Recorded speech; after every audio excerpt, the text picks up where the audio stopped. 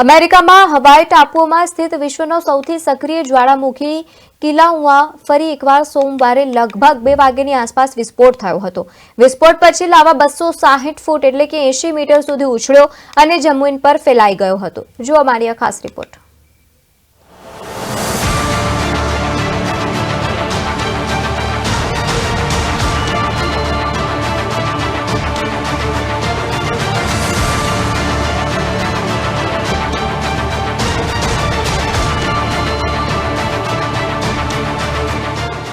અમેરિકાના હવાઈ ટાપુઓમાં સ્થિત વિશ્વનું સૌથી સક્રિય જ્વાળામુખી કિલાઉઆમાં સોમવારે સવારે લગભગ 2 વાગે વિસ્ફોટ થયો હતો. વિસ્ફોટ પછી લાવા 260 ફૂટ 80 મીટર સુધી ઉછળ્યો અને જમીન પર ફેલાઈ ગયો. અમેરિકાના જ્વાળામુખી વિભાગે વિસ્ફોટનો વિડીયો જાહેર કર્યો અને સોશિયલ મીડિયા પર એની માહિતી પણ આપી.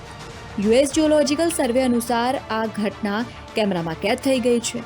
આ પછી જ્વાળામુખી 1983 થી સક્રિય છે અને સમયાંતરે વિસ્ફોટ થાય છે. જ્વાળામુખી ફાટવાથી નીકળતો ગેસ લોકોને નુકસાન પહોંચાડી શકે છે, તેથી એલર્ટ પણ જાહેર કરવામાં આવ્યું છે. અમેરિકન એજન્સીના જણાવ્યા અનુસાર જ્વાળામુખી ફાટ્યા બાદ બહાર નીકળેલી રાખ દરિયાની સપાટીથી 6000 થી 8000 ફૂટની ઊંચાઈએ ઉડી રહી છે. પવન અને દક્ષિણ પશ્ચિમ તરફ લઈ જઈ રહ્યો હતો.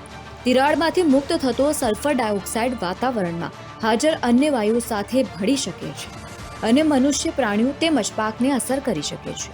એ જ સમયે લાવાની જાડાઈ લગભગ 3 ફૂટ છે.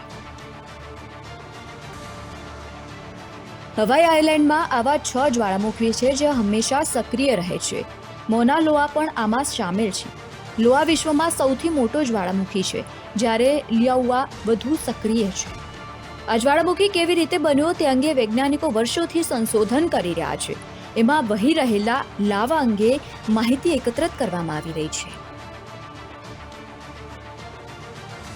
ભૂશાસ્ત્રીય સર્વેક્ષણ અનુસાર મોના લોઆ 1843 થી અત્યાર સુધીમાં લગભગ 33 વખત ફાટી નીકળ્યો છે. આ લાવા પણ 1984માં ફાટ્યું હતું. ત્યાર પછી લાવા સતત 22 દિવસ સુધી 7 કિલોમીટરના વિસ્તારમાં વહેતો રહ્યો. એ જ સમયે વર્ષ 2018માં કિલાઉઆ જ્વાળામુખી મોન લુઆ નજીક ફાટ્યો હતો. આમાં લગભગ 700 મકાન ધરાશાયી થયા હતા. પછી નવેમ્બર 2022માં પણ અહીં બ્લાસ્ટ થયો હતો, જેનાથી કોઈ નુકસાન થયું નથી, કારણ કે એના ઢોળાવ ખૂબ જ ઊંચા છે, જેના કારણે લાવા નીચે જવાની સંભાવના વધારે છે. જ્વાળામુખી એ પૃથ્વીની સપાટી પર હાજર કુદરતી તિરાડો છે. આના દ્વારા મેગ્મા, લાવા, રાખ વગેરે જેવા પીગળેલા પદાર્થો વિસ્ફોટ સાથે પૃથ્વીના આંતરિક ભાગમાંથી બહાર આવે છે.